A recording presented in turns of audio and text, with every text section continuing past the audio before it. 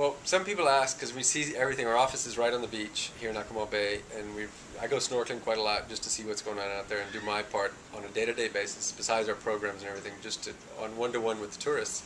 And it's just amazing when people say, "Well, what are some of the craziest things you've ever seen?"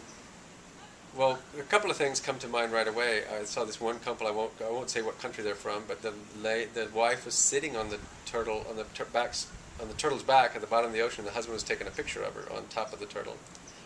It's always funny to see somebody try to feed a banana to a turtle. I don't know where they got that idea from. Another guy grabbed a turtle and lifted it into the air and screamed, "Look what I found, honey! Run, get the camera!" And so that kind of thing. And he thought maybe he was the first one to ever see a turtle in the bay.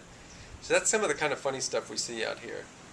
And it just shows us that we always have to do environmental education. You know, it's something you can't just produce a brochure and then rest. You have to constantly spread the word on what's happening out here and that how to be a tourist with wildlife.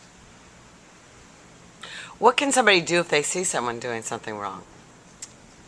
Well, we've had luckily we have a lot of supporters of the organization who have been with us through everything here, and when they come down every year, they start getting into advising people. If you see something like somebody grabbing a turtle, you can just gently touch them and just shake to them, "No, don't do that," you know. And it's interesting when you start seeing visitors helping really enforce the good practices in the bay.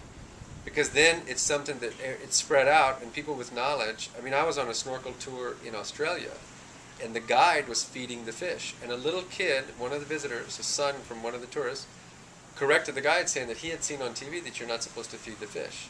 So that was great. When you get the word out there, all these education programs are so important because the kids get it. They learn right away, and then they reteach us every time they see something like that. But it's important that we listen to these things.